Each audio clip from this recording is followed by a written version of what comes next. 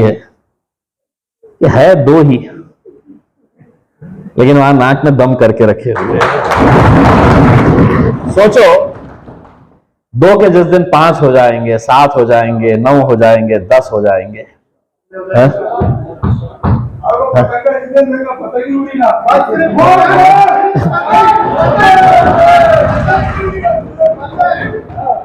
लेकिन ये है, मुझे जब हमारे तालुका अध्यक्ष लोग कह रहे थे, उनकी कुछ शिकायतें भी थी, जैसा अखिल भाई ने कहा कि हमको अभी तक आपके कदम नहीं लगे हैं, हमको आपकी सभा चाहिएगा करके। किसी ने कहा कि हमारी मेडिकल टीम जो है वो नहीं वो करते हैं। देखिए, मैं खुद ये बात बताता हूं, आप लोग अच्छी तरीके से जानते हैं कि मेरा फोन मेरे पास होता है। मैं मेरा फोन किसी 2 पीएस को लेकर 2 पीए के हाथ में फोन देना और वो फोन पीए उठाना है करके, मैं आपका फोन अगर आया तो आपका फोन मैं खुद उठाता हूं। अब उसमें यह हो सकता है कि कुछ फोन रह जाते होंगे, अब जैसा मेरा फोन वहां पर है, अगर कोई अगर किसी ने मुझे फोन किया और कहा कि मैंने तो आपको फोन कर रहा था, आपने मेरा फोन उठाया नहीं, मैं 4 बजे से 5 बजे तक के बीच में आपको लगातार फोन करते रहा, आपने फोन उठाया नहीं। यही चीज समीर साजिद के साथ के ताल्लुक से हो सकती है। लेकिन अल्हम्दुलिल्लाह एक बहुत बड़ी टीम है यहां पर, और मुझे फख्र है कि अपने इस शहर से, जिले से, कि आप किसी को भी फोन कर दे, ये जरूरी नहीं है कि आपने समीर को ही फोन किए तो आपका काम होगा। आप किसी को भी फोन कर दीजिएगा, क्योंकि यहां पर जितने भी मजलिस को चाहने वाले हैं, उनके सीने के अंदर एक दिल है जो धड़कता है, और उनके तकलीफ अगर किसी को होती है तो वो भी आगे बढ़कर काम करते हैं। मैंने आप लोगों को मालूम होगा कि अब ये जो आज हम लोगों ने यहां पे कार्यकर्ता मेड़ावा ऑर्गेनाइज किया है, एक तो मकसद ये था कि आप लोगों के साथ गुफ्तगू करूं, आप लोगों से मुलाकात करूं, आप लोगों के साथ कुछ वक्त बिताऊं। उसके बावजूद भी मैं ये कहता हूं कि देखिए, हमारे और आपके हाथ में क्या है, हम लोग क्या है, हम लोग क्या कर सकते हैं। हम लोग ईमानदारी के साथ मेहनत कर सकते हैं। उस वक्त 2014 में, 2019 में और 2024 के लिए भी मैं वही बात दोहरा रहा हूं जो पिछले 2 मरतबा दोहराया था कि अगर इम्तियाज जलील की नीयत साफ होगी तो अल्लाह उसके लिए रास्ते जरूर बनाएगा। फिर कितनी भी ताकतें आ जाए, फिर कितनी भी साजिशें रची जाए, कोई ना कोई तो रास्ता अगर नीयत साफ है तो अल्लाह जरूर बनाता है। इसमें हमारा काम यह है कि हम सिर्फ मेहनत करें, पूरी ईमानदारी के साथ मेहनत करें। आज मुझे जाती तौर के ऊपर इस बात की खुशी होती है जब मैं उन गरीबों के चेहरे के ऊपर मुस्कुराहट लाने की कोशिश करता हूं। आदर्श का घोटाला, आदर्श पथ संस्था का घोटाला, कितने महीनों से जिनके 2 लाख, 3 लाख, 5 लाख रुपए, 10 लाख, 15 लाख, जिंदगी भर की कमाई वहां पर पड़ी हुई, पुलिस स्टेशन जा रहे तो पुलिस स्टेशन में कोई दखल नहीं ली जा रही, डीडीआर के ऑफिस के अंदर कोई दखल नहीं ली जा रही है, किसी को गिरफ्तार नहीं किया जा रहा, किसी के ऊपर कोई कार्रवाई नहीं हो रही है। क्या वजह है कि इम्तियाज जलील मैदान में उतरता है और 3 दिन के अंदर उसका चेयरमैन भी गिरफ्तार हो जाता है और 4 डायरेक्टर्स भी गिरफ्तार हो जाते हैं? क्यों होता है? इसलिए कि इम्तियाज जलील के पास एक ओहदा है और ये लोग गरीब है, इनकी कोई आवाज नहीं है, इनकी कोई पहचान नहीं है, इनकी कोई ताकत नहीं है। अरे इम्तियाज जलील से अगर तुम डर रहे हो तो सुनो, इम्तियाज जलील को बनाने वाले यही गरीब लोग हैं जिन्होंने मुझे दिल्ली तक पहुंचाया है। और अगर इनकी तकलीफ अगर आज कोई सुनने के लिए तैयार नहीं है, मैं आपके पास आने से पहले अभी सूबेदारी गेस्ट हाउस के अंदर एक मीटिंग लेकर आया हूं। जो चेयरमैन है उसके बेटे दोनों फरार, दूसरे बड़े बड़े डायरेक्टर्स जिन्होंने करोड़ों रुपया पैसा लेकर भाग गए हैं और उन्हें लग रहा है कि पैसे के अंदर इतनी ताकत है कि हम हर एक को खरीद सकते हैं। मैंने आज ऐलान करके आया हूं कि पुलिस वालों को 5 दिन का टाइम दे रहा हूं, गिरफ्तार करो, नहीं तो देखो कैसा हल्ला मचाता हूं। 5 दिन के अंदर कुलकर्णी साहेब आईबीचे आमचे मित्र आहे, ते ऐकायला येतं मजा काय बोलणार करके। पोलिसांना सांगून द्या 5 दिवसामध्ये त्याच्या परिवाराला आणि त्यांच्या सगळ्या डायरेक्टर्सला अरेस्ट नाही केलं तर बघा इम्तियाज जलील काय असणार आहे 5व्या 6व्या दिवशी। मैंने उनको वादा किया, मैंने उन्हें के गरीब उस मां को, उस बहन को, उस बेटी को, एक बच्ची जिसने मुझसे कही कि अंकल प्लीज हेल्प अस, मैंने कहा कि बेटा तुम क्या करती हो? तो चार्टर्ड अकाउंटेंट कर रही है, सीए का कोर्स कर रही है। मैंने उससे कहा कि उससे पूछा मैंने कि पिताजी क्या करते? तो पीछे खड़ा हुआ शख्स उसका बाप ऑटो रिक्शा चलाता है, ऑटो रिक्शा चलाता है, बच्ची को सीए तक करवाया है। चिंचोली गांव का एक पति पत्नी रहने वाले 5 लाख रुपए पद संस्था के अंदर, उस शख्स को इतना धक्का लगा, हार्ट अटैक से मर गया। 5 लाख रुपए पद संस्था के अंदर डर ऐसा सताया कि यह पैसा मुझे मिलने वाला नहीं है। उसकी पत्नी के पास इतना पैसा नहीं था कि उसका अंतिम संस्कार कर सके। गांव के लोगों ने पैसा जमा करके, लोक वर्गनी जमा करके उस शख्स के अंतिम संस्कार का जिम्मा उठाया।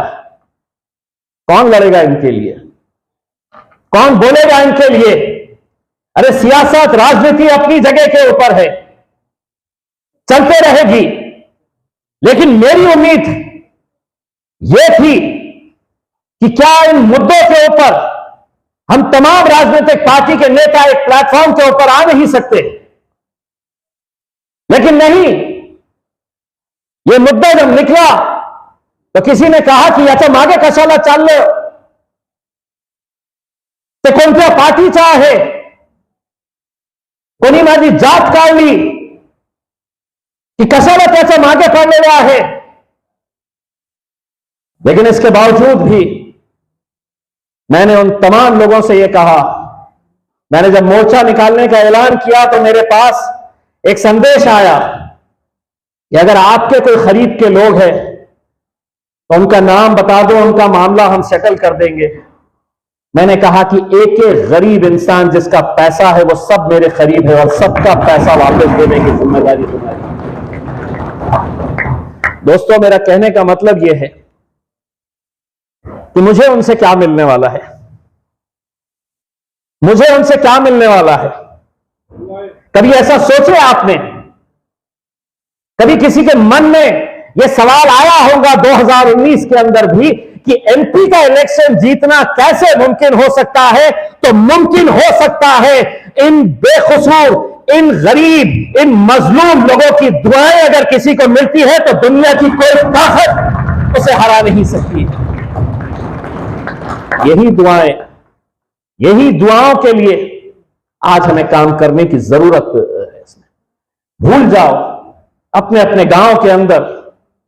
आज नासिर पटेल साहब शेरगांव के विलास बापू को चुनकर लेकर आए हैं, लेकिन उनके ही गांव के अंदर अगर कोई जाति का विवाद हो जाता है, दोनों हाथ में हाथ डालकर सड़क के ऊपर घूमो और कहो कि ऐसी ताकतें जो आज समाजों के बीच में जो जाति धर्म को लेकर आ रही है कि नासिर और विलास दोनों हाथ में हाथ डालकर भाईचारगी का पैगाम देने के लिए रास्ते के ऊपर उतरो। कोई नहीं है हमारा साथ देने वाला, कोई नहीं है। न सरकार हमारी है, न प्रशासन हमारा है, न पुलिस हमारी है। आप देख रहे हैं हर रोज कैसे जुल्म और सितम सहे जा रहे हैं, बर्दाश्त करना पड़ रहा है। और मैं तो आपको साफ कह रहा हूं, 2024 के अंदर अगर ये हुकूमत दोबारा अगर आ जाती है तो शायद उसके बाद इलेक्शन करवाएंगे भी या नहीं करवाएंगे पता नहीं है। मुल्क के अंदर वो डॉक्टर बाबा साहब अंबेडकर का संविधान रहेगा या नहीं रहेगा। इस मुल्क के अंदर अकील कुरैशी के सर के ऊपर टोपी रहेगी या नहीं रहेगी। वो दाढ़ी लगा सकेगा या नहीं लगा सकेगा। कई सारे ऐसे सवाल हम लोगों को खुद ढूंढने की जरूरत है। इलेक्शन आएगा तो बहुत पैसा भी आएगा, बहुत पैसा आएगा, क्योंकि अब तो हालात ऐसे हो गए हैं कि कौन कहां जाने वाला है, कौन किसके साथ इलेक्शन लड़ने वाला है, कौन नहीं लड़ने वाला है, किसी को कुछ नहीं पता है। आज यहां पर है तो कल वहां पर, रात होए हुए तक किसी और तीसरी जगह के ऊपर। इसलिए मैंने तो मुख्यमंत्री साहब को यह लिखा था कि हमारे 2 आमदार है, अगर विरोधी पक्ष नेता अगर सही मानों में किसी को देना है तो हमको दो, हम किसी के साथ नहीं गए हैं। बाकी तो जो है कभी इसके साथ कभी उसके साथ, कभी सरकार इनसे बना लो कि हम कहीं नहीं गए और इंशाल्लाह कहीं नहीं जाएंगे। पूरी ताकत के साथ जितने हैं उतने लड़ते रहेंगे और ये नहीं सोचना कि आंकड़े क्या मायने रखते हैं, क्या कर लेंगे, कितने आएंगे, अरे क्या कर लेंगे, क्या हो जाएगा अगर 1 आध 2 जीत भी गया तो। मैं पार्लियामेंट में जब जाता हूं ना, जिस दिन असद साहब बोलने वाले रहते हैं, भाजपा का कट्टर सांसद क्यों ना हो, भाजपा का कट्टर खासदार क्यों ना हो, धीरे से आके पूछता कितने बजे बोलने वाले।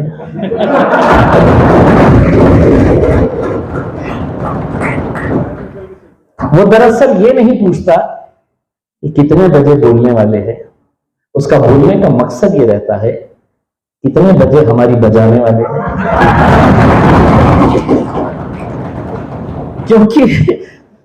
क्योंकि पार्लियामेंट के अंदर भी आधे से ज्यादा तो वो है कि जिनको समझ में नहीं आता है कि क्या चल रहा है करके।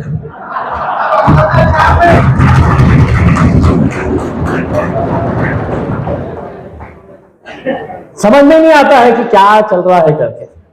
और देखते पड़ोस वाले ने ताली बजाया, अरे बजा दो, अपन ने भी बजा दो, खत्म खत्म। आमचे एक साहेब होते 20 वर्ष,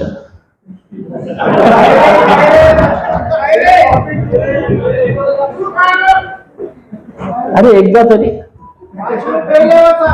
तरी काहीतरी।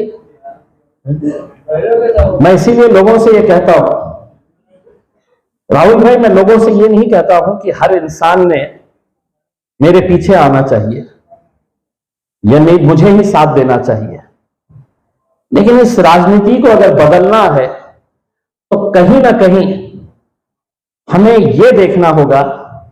और मैं लोगों से खुलकर यह कहता हूं, अगर तुम्हें इम्तियाज जलील पसंद नहीं है तो मुझे वोट मत दो, लेकिन अगर दिल्ली की पार्लियामेंट में किसी को भेजना है तो किसी पढ़े लिखे इंसान को भेजो,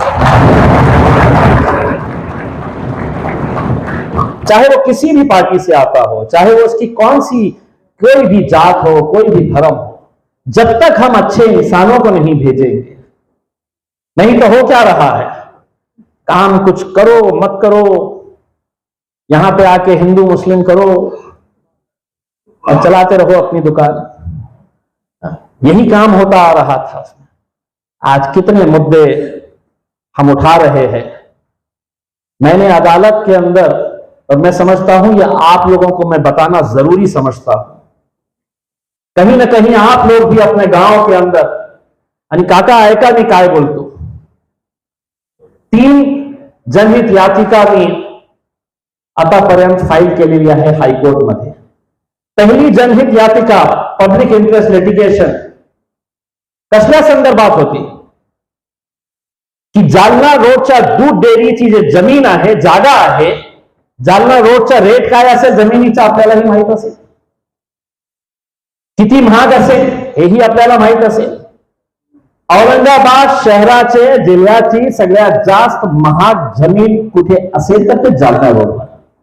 मग सरकारने काय केलं? भाजपचे एक दिवंगत नेता ज्यांचा मीही खूप आदर करतो, त्यांचा स्मारक तिथे बांधण्यासाठी, उनका स्मारक बनाने के लिए वहां पे सरकारी जमीन दी गई, वहां पे सरकारी पैसा दिया गया. मैंने उसका विरोध किया, जमकर विरोध किया. मैंने कहा कि अगर किसी दिवंगत, किसी बड़े शख्स के मृत्यु के बाद अगर उसे श्रद्धांजलि देना है तो उसके नाम का स्कूल बनाओ या उसके नाम का अस्पताल बनाओ. इतकं लोकांनी मला शिव्या दिले होतं. तुला कळतं का काय बोलतो, कोण होतं, तुझी लायकी आहे का, तू कशाला विरोध करतो, तू महाराष्ट्रामध्ये राहून असं कसं बोलू शकतो. उसके बावजूद भी इम्तियाज जलील ठस से मस नहीं हुआ. जब देखा कि कोई सुनने के लिए तैयार नहीं है तो अदालत के अंदर गया. मैंने खुद में एक PIL फाइल किया हाईकोर्ट के अंदर और अदालत को यह बताया कि मेरे शहर को एक अस्पताल की जरूरत है. अदालत को यह बताया मैंने कि कोरोना के अंदर मरने वाला हर इंसान जो है वो सिर्फ बीमारी की वजह से या उस वायरस की वजह से नहीं मरा.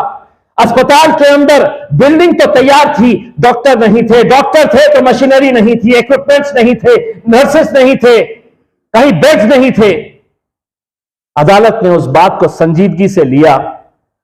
आज कभी जालना रोड से अगर कभी गुजरे तो दूध डेयरी की उस जमीन के ऊपर नजर डालो. वहां पर सिर्फ महज एक PIL की वजह से वहां पर आज 400 बेड के हॉस्पिटल का काम शुरू है. 400 बेड के, 400 बेड का हॉस्पिटल. और इम्तियाज जलील उसके बाद सरकार को यह लेटर लिखता है, मुख्यमंत्री को यह लेटर लिखता है कि अब उस अस्पताल का नाम तुम गोपीनाथ मुंडे साहब के नाम के ऊपर रखो. कल हम रहे ना रहे,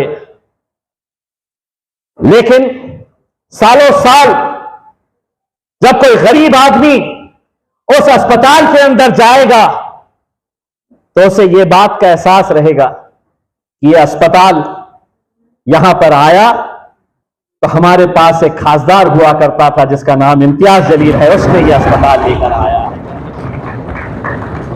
दूसरा PIL मैंने हाईकोर्ट के अंदर डाला तो जितने अस्पतालों के अंदर वैकेंसीज है, डॉक्टरों की कमी, नर्सेस की कमी, कुंजखेड़ा या करंजखेड़ा कहां का है वो, कुंजखेड़ा. मैं जब कुंजखेड़ा के अंदर एक कार्यक्रम के लिए गया, बड़ी बिल्डिंग तैयार, सरपंच साहब ने बताया कि साहब इतने सालों से बिल्डिंग बनकर पड़ी है, लॉक है, लेकिन डॉक्टर्स नहीं है, नर्सेस नहीं है, अस्पताल के अंदर कुछ भी नहीं है. मैं वकील नहीं हूं, पेशे से वकील नहीं हूं मैं, लेकिन अदालत के अंदर मैंने जब PIL फाइल किया तो मैंने अदालत को यह कहा कि मैं इस PIL के लिए किसी वकील को अपॉइंट नहीं करूंगा, मैं खुद वकील बनकर वहां पर खड़ा रहूंगा.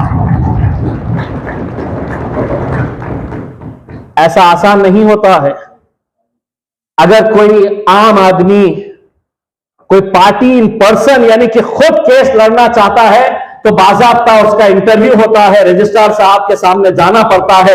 रजिस्ट्रार साहब आपसे सवाल करते हैं कि आप क्यों किसी वकील को नहीं लगा रहे, आप क्यों खड़े रहकर आप खुद ये केस लड़ना चाह रहे हैं. मैंने उस दिन रजिस्ट्रार साहब को यह कहा था कि जब कोई गरीब पेशेंट मेरे पास आता है और यह कहता है कि घाटी हॉस्पिटल के अंदर मुझे कैंसर बताया गया है, मेरा ऑपरेशन करना है, लेकिन हम घाटी हॉस्पिटल में इसलिए नहीं कर सकते हैं क्योंकि वहां पर डॉक्टर नहीं है, वहां पर कोई ऑपरेशन करने वाला नहीं है, तो जाओ तुम, अगर पैसा है तो किसी प्राइवेट हॉस्पिटल के अंदर जाकर अपना इलाज कराओ, और अगर नहीं है तो अपने मरने का इंतजार करो. तो मैंने अदालत से यह कहा, यह केस मैं खुद लड़ूंगा, और अल्हम्दुलिल्लाह 2021 से लेकर मैं खुद अदालत के अंदर ये केस लड़ता हूं, और आप लोगों को सबको ये फख्र होना चाहिए इस बात का कि जिस दिन इम्तियाज जलील का केस वहां पर हाईकोर्ट के अंदर होता है तो पूरा हॉल भरा हुआ होता है। सुनना चाहते हैं लोग, देखना चाहते हैं कि एक खासदार जो वकील नहीं है, जिसके पास लॉ की डिग्री नहीं है, वो कैसे लड़ता है अपनी आवाम के लिए, अपने लोगों के लिए, गरीबों के लिए कैसा लड़ता है। खुशी है कि सिर्फ एक अकेले इस घाटी हॉस्पिटल के लिए नहीं, बल्कि चीफ जस्टिस जो बॉम्बे हाईकोर्ट के पूरे जितने भी हाईकोर्ट है महाराष्ट्र के, उनके चीफ जस्टिस के सामने जब एक मर्तबा हियरिंग हुई तो उन्होंने पहले समझा ये ऐसे ही खासदार होगा जैसे रहते। पारदे साहब उस दिन कोर्ट में थे तो उन्होंने समझे कि होगा खासदार, लेकिन जब मैंने बोलना शुरू किया तो उस दिन चीफ जस्टिस ने यह कहा कि आपने जो मुद्दे इसके अंदर उठाए हैं, हम समझते हैं कि सिर्फ ये घाटी एक हॉस्पिटल के ताल्लुक से नहीं है बल्कि पूरे महाराष्ट्र के अंदर, इसीलिए अब जो भी फैसला होगा वो सिर्फ औरंगाबाद के लिए नहीं होगा, पूरे महाराष्ट्र के लिए होगा। और आज पूरे महाराष्ट्र के अंदर 10,500 डॉक्टर्स के, प्रोफेसर्स के, एसोसिएट प्रोफेसर्स के जब पोस्ट एडवर्टाइजमेंट के लिए निकली और उसका नोटिफिकेशन आया तो उस नोटिफिकेशन के ऊपर लिखा हुआ है कि Syed Imtiaz Jaleel versus government of Maharashtra PIL number 47/2021। 10,500 post निकले हैं अभी तो सिर्फ तुम्हारे खासदार की वजह से। और अभी 1 महीना पहले तीसरा एक PIL जो कामगारों के ताल्लुक से है, जिन कामगारों को कॉन्ट्रैक्ट बेसिस के ऊपर लिया जा रहा है, कोई PF नहीं, ठेकेदार अपने मर्जी के हिसाब से पगार देना है देगा, नहीं देना है अगले महीने आ, बहुत ज्यादा मस्ती चढ़ी तो कल से मत आ। यही काम हर गवर्नमेंट डिपार्टमेंट के अंदर हो रहा है। 1 साल लगातार उसके लिए मैंने पूरे गवर्नमेंट डिपार्टमेंट से जानकारी हासिल की है। वो PIL, तीसरा PIL फाइल किया हूं। अगली हियरिंग अगले हफ्ते होने वाली है। पूरे के पूरे गवर्नमेंट डिपार्टमेंट्स को हाई कोर्ट ने नोटिस जारी किया है कि इसका जवाब दो, ये खासदार ने जो जो सवाल उठाया है। तो मेरे भाइयों, मेरा कहने का मकसद यही है कि सियासत के अंदर कब क्या भूचाल आ जाए कोई नहीं कह सकता है। और आजकल भूचाल तो बहुत बार बार आ रहे हैं। सुबह 5 बजे उठ जाते हैं तो पता चलता है कि सरकार बन गई है करके, फिर पता चलता है कि वो यहां से वहां चले गए, वो वहां से यहां चले गए हैं, कि कौन कहां है मुझे खुद नहीं पता है करके। हम पार्लियामेंट के अंदर बैठे हुए थे तो उनके 4 MP अलग है, एक उद्धव साहब के साथ है, कुछ जो है एकनाथ शिंदे साहब के साथ है। तो सेंट्रल हॉल के अंदर जब बैठते तो सब एक साथ बैठते हैं, तो सब आपस में बात कर ले रहे थे कि अपन पुनः कशा निवडून येणार आहे करके। तो 4 एक तरफ वाले थे और एक जो है वो इत्तेफाक से वहां पे चाय पीने के लिए आके बैठा। तो बोला मी तुमच्या सोबत थोड़ी आया है, तुम्हें अलग कैसा लगा? तो मैं तुम्हारे साथ थोड़ी हूं, मैं अलग हूं करके। तो अब ये हालत है। मेरा सिर्फ यही कहना है कि जो मेहनत करना है हम लोग मेहनत करते रहेंगे। अभी जो आदर्श का एक मुद्दा हमने उठाया है, वो मुद्दे को इंशाअल्लाह मैं पूरे एंड तक लेकर जाऊंगा। और जहां जहां पर भी ये पद संस्था वाले बड़े बड़े पुडारी जो ये सहकार बैंक चला रहे हैं, पद संस्थाएं चला रहे हैं, ये मानकापे की जो किताब है उसके अंदर उनके प्रेरणा स्थान के अंदर 6 लोगों की तस्वीरें हैं। प्रेरणा स्थान आमचे तो कौन? शरद पवार साहब की फोटो। प्रेरणा स्थान कौन? कराड साहेबांची फोटो, देवेंद्र फडणवीस साहेबांची फोटो, अजितदादांची फोटो। हे प्रेरणा स्थान आहे। मग त्यांचे प्रेरणा स्थान ते असेल तर यांच्या बाबतीत, हे गोरगरिबांच्या बाबतीत कोण बोलणार? तर इम्तियाज जलील बोलणार आणि लढणार। और हाँ, अब एक दूसरा मुद्दा जो मैं आप लोगों की मदद से पूरे जिले के अंदर लेकर जाना चाहता हूं, और आप लोगों की पूरी ताकत, पूरी मदद चाहिए, क्योंकि अगर ये काम करने में हम कामयाब हो गए तो इतनी दुआएं मिलेगी हमें, इतना आशीर्वाद मिलेगा लोगों का। हमारे जिले के अंदर कई सारे ऐसे स्कूल्स हैं, कई सारे, कि जहां पर बच्चे जो पढ़ते हैं वहां पर ऐसी छत नहीं है, ना पंखे हैं, टीन के शेड के नीचे स्कूल चलाए जा रहे हैं, जिला परिषद के स्कूल। करोड़ों रुपए का बजट आ रहा है, कहां जा रहा है पता नहीं है। मैंने पिछले डीपीडीसी मीटिंग के अंदर खूब हंगामा किया और मैंने कहा कि मुझे बताओ, एक सर्वे करके मुझे बताओ कि मेरे जिले के अंदर कितने ऐसे स्कूल्स हैं, कितने ऐसे क्लासरूम्स हैं कि जो टीन के शेड के नीचे बच्चे पढ़ते हैं। तपती धूप के अंदर 40, 42, 44 डिग्री टेम्परेचर जब हो जाता है तो ये बच्चे और बच्चियां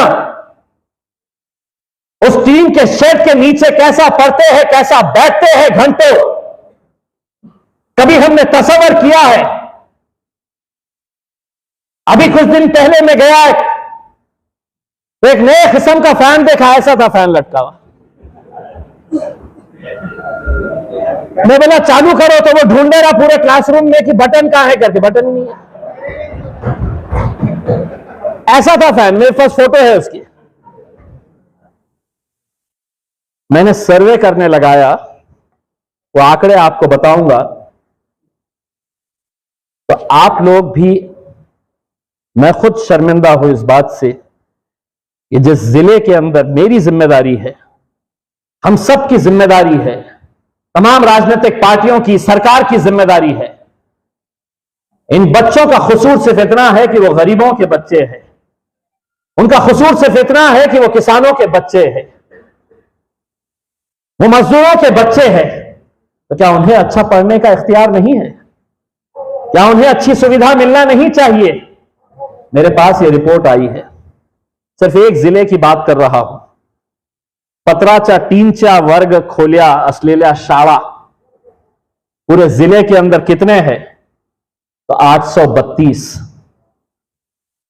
832, जिसके अंदर औरंगाबाद में 137, कन्नड़ में, कहां है कन्नड़, 135, खुलदाबाद के अंदर 31, गंगापुर राहुल भाई 124, पैठन 131, फुलंबरी 59, वैजापुर अखिल भाई 147, सिल्लोड 38, सोएगांव 20, 30, 832 ऐसे स्कूल है। और क्लासरूम्स कितने हैं जहां पर टीन के